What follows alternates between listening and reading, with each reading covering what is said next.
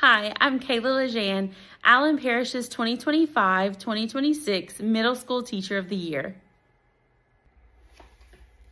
In 6th grade ELA, we're currently reading Hatchet.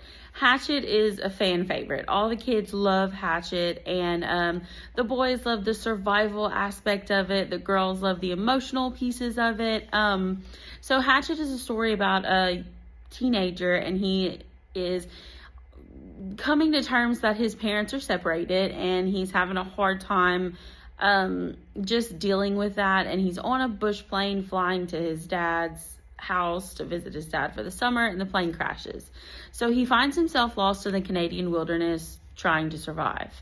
So in chapter 13 was the last chapter we read prior to this lesson, and it was basically Brian, the main character, has come to a point in the book where a plane flew over and did not see him. So a rescue plane essentially missed him, and he is spiraling out of control.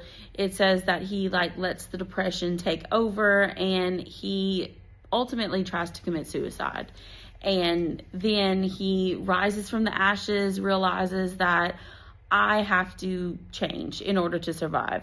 If I'm going to survive this, I have to have a different mindset, have a different outlook. And I love that message for the kids that, things can turn around. And so that's what we focused on. So in chapter 13, we're going to have to establish the old Brian. He calls himself in the book, throughout the book, the old Brian and the new Brian. And so the very first part of this lesson is going to be recapping what the old Brian looked like, how the old Brian thought, the mindsets, all of those things surrounding the old Brian, in order for them to truly understand the transition to the new Brian. And then throughout the text, we'll stop and read in chapter 14. So chapter 13, we end with him being suicidal. In chapter 14, some challenges happen. And throughout our reading, we're going to look at the challenges, he had food that was stolen, and he realizes food is scarce, food is sacred, and I need to protect that. And so he actually builds a storage shelf and finds a tree and makes a ladder. So he's very innovative, and he has a different outlook.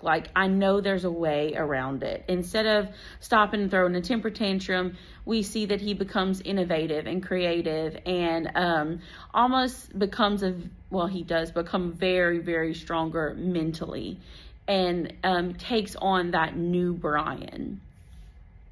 So some look fors throughout. We're going to stop several times and talk about how the old Brian was kind of just planning for the future. Was just planning for the day. He was just surviving. And the new Brian is now planning for the future. He's thriving. So different things is he plans the food storage, but also he creates almost a little dam to hold in fish, so that he'll always have fresh fish to eat. And so we're going to analyze some of his challenges. A skunk actually comes and sprays him, and he topples over the wall of his shelter. And he realizes that his shelter really wasn't that sturdy to begin with. And so he rethinks some of the things. And so that's what I really want the kids to catch, is all of the challenges that he went through during this chapter, and how he responds to those challenges are different than how he used to respond to those challenges. We're going to go ahead and get started. So first, our learning target today. Today we're analyzing lessons learned from mistakes in chapter 14 and Brian's transformation from 13 to 14. So first, what does the word analyze mean? We're going to start there. Yep, what you got, Bobby? To study or examine it. So we're really looking closely at the mistakes that Brian is making in chapter 14. Okay, and then what does it mean to transform, a transformation? Ethan, what you got? How does he change? So a change. So we know that in chapter 13, where we left off, that Brian was kind of in a bad place. Okay, so before we get into chapter 14, we're going to talk a little bit about the place that Brian is in chapter 13. So we're gonna chart that right here. So tell me about the old Brian. So Zayden, so old Brian. So he had a plane crash. Okay, so we're going in chapter 13. So like yes, in chapters 1, 2, and 3, that was the main problem. Kason, what you got? He didn't know how to get supplies. Okay, so he didn't know how to get supplies. So specifically in chapter 13, what was a big event that happened? Everly?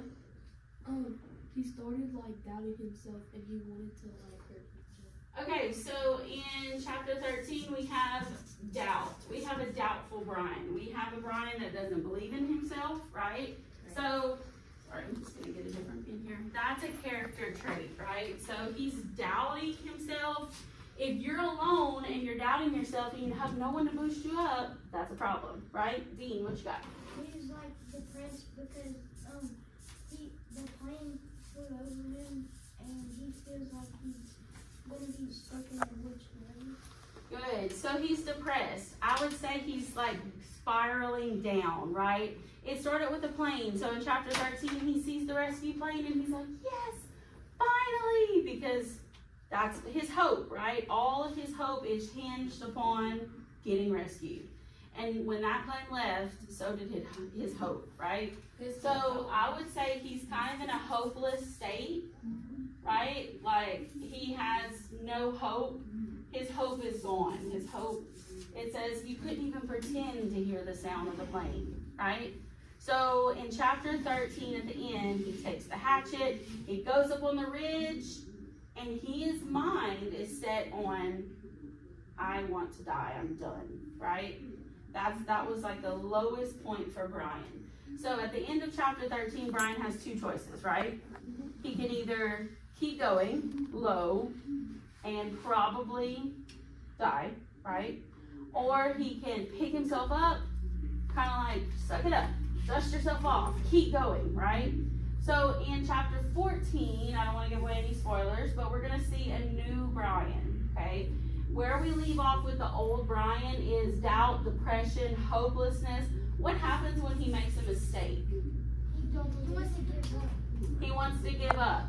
So he gives up easily. He gives up easily, I would say.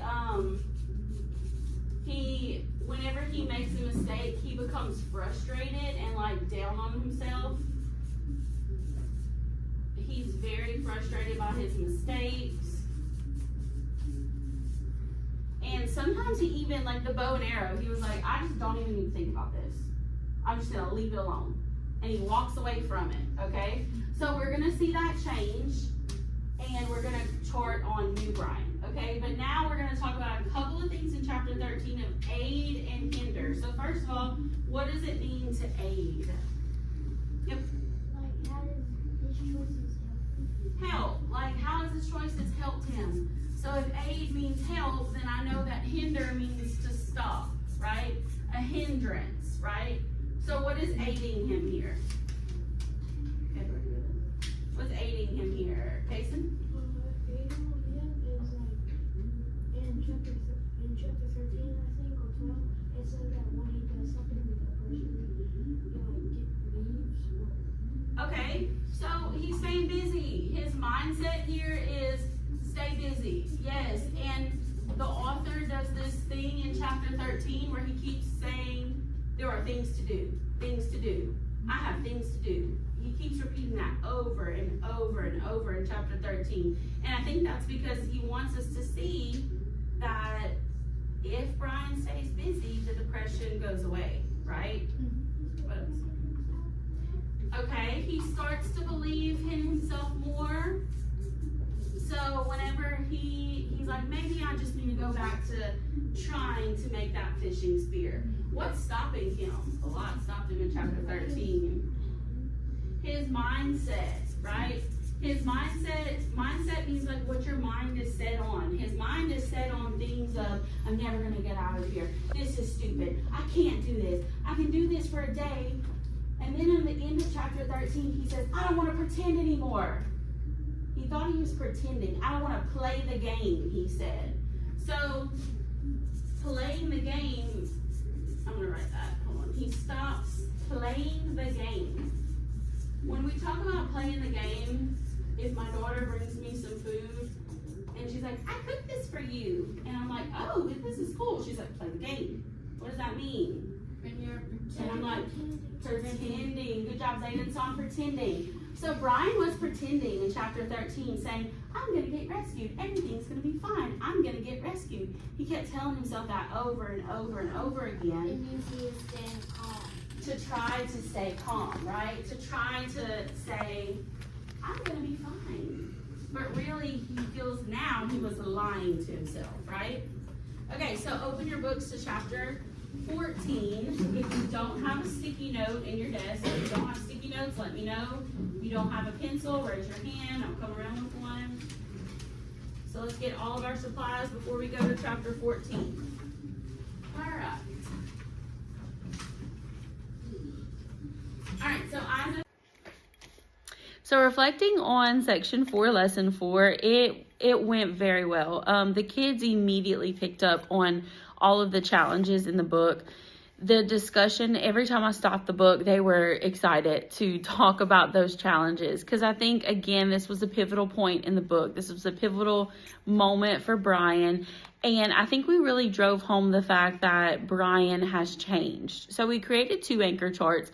One of them was how the actions of Brian, or the things that were happening, the events happening in the book, aided and hindered his survival. So a skunk sprayed him. That hindered his survival because, and we talked about like things can go wrong quickly. You know, if he would have cut himself and got injured and got an infection, you know, that could lead to him not surviving or lower his chances of survival. So we talked about those instances where things that would hurt his survival, things that helped his survival, and we made an anchor chart. We also made an anchor chart for old and new Brian. So the old characteristics was done before the lesson. So tell me about the old Brian. And they mostly said everything that I had planned out to say, that he had a negative mindset. He was giving up. He wasn't mentally strong. He was just surviving the day and not necessarily thriving in his survival.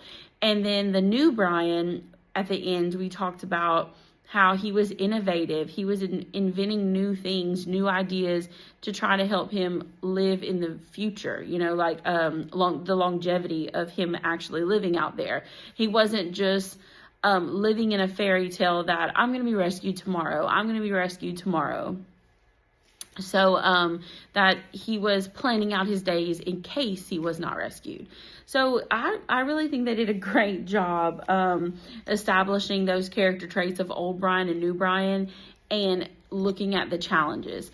Now in this section 4, lesson 4, we were actually supposed to compare Brian and Sam. And Sam was from a different book, a different novel, and it was in the cold read. And we really, really hit home with Sam and the cold read in the writings of how the 2 boys were similar to each other. So we decided to go a different direction in the planning. But even in the discussion, Sam came up. So the kids even connected it to something outside of what we were talking about. So we really wanted to focus on the transformation, and I feel like the kids did do that. The kids jumped into the lessons so quickly that even me as a teacher, I was too excited, and we forgot to build success criteria, and we built the success criteria on the anchor charts. But, you know, I mean, that's teaching. You know, the goal was for them to learn, and they did. You know, they exceeded my expectations, and we did go back in the exit ticket, and in the exit ticket they had to formulate a paragraph. Like, they had to do claim, evidence, and reasoning and tell me, okay, either compare or contrast the old and new Brian, or talk about an event that aided or hindered his survival, and tell me why you think that aided or hindered his survival. So they really did a great job overall with the discussion, and then overall with the exit ticket, creating that claim, evidence, and reasoning paragraph to be able to, explain why they felt the way that they felt. And I was blown away with their responses and just their eagerness. So